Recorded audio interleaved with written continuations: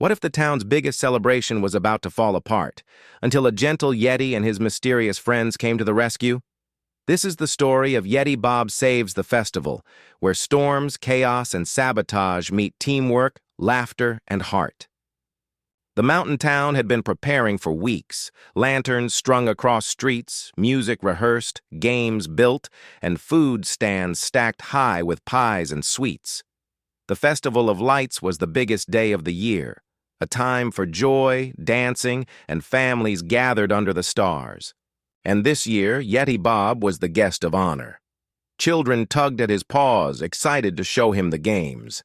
Parents laughed as he tried festival hats too small for his big furry head.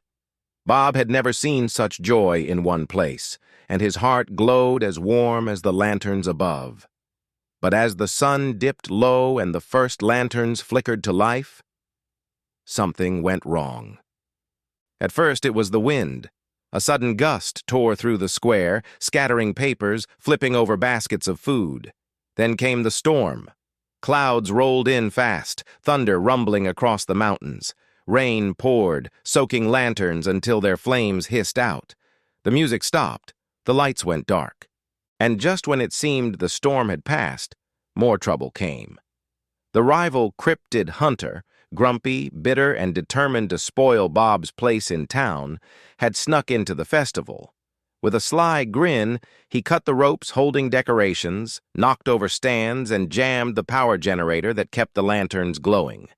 Gasps filled the square. Parents shielded their children. The festival was ruined. But then, boom! A voice like rolling thunder. It was Bob, standing tall in the rain. "Do not be afraid," he said. "We can fix this. Together."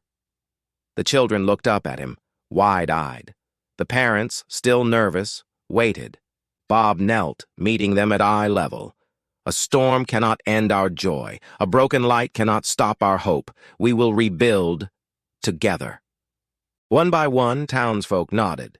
A baker offered spare lantern oil. A carpenter grabbed fresh wood for new poles.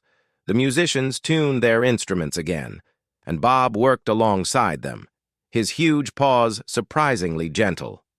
He lifted fallen tents with a single arm, carried supplies faster than any wagon, and steadied ladders so children could rehang decorations. Every mistake, dropping too many pies at once, getting tangled in string lights, accidentally sneezing out a row of candles, brought laughter back to the square.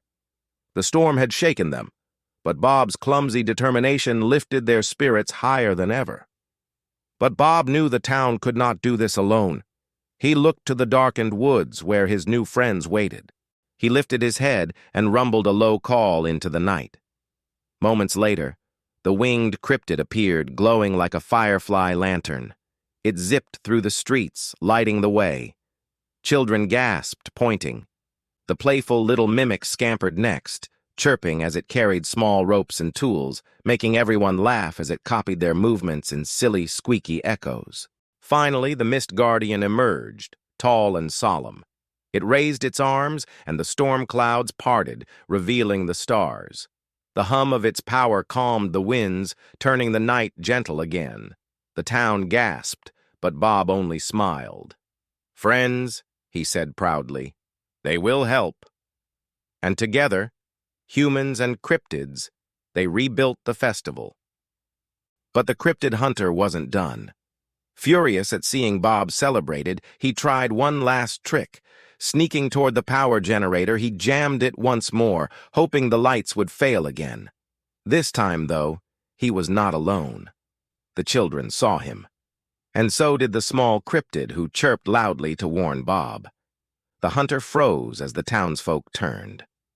Bob stepped forward, not angry but calm. "Why do you ruin what others love?" he asked. The hunter sputtered, "Because you don't belong here. You're a monster." The crowd went silent.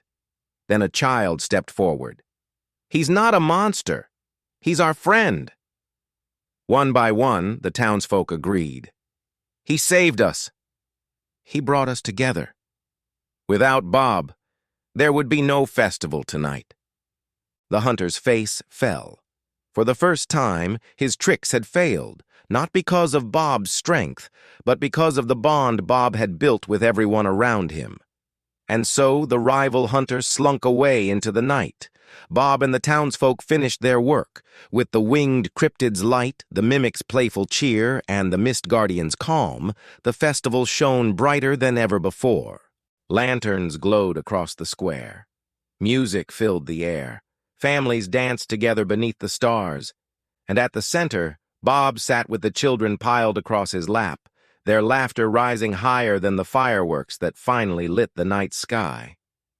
The Festival of Lights had been saved, not by one hero, but by many hearts working as one, humans and cryptids, together.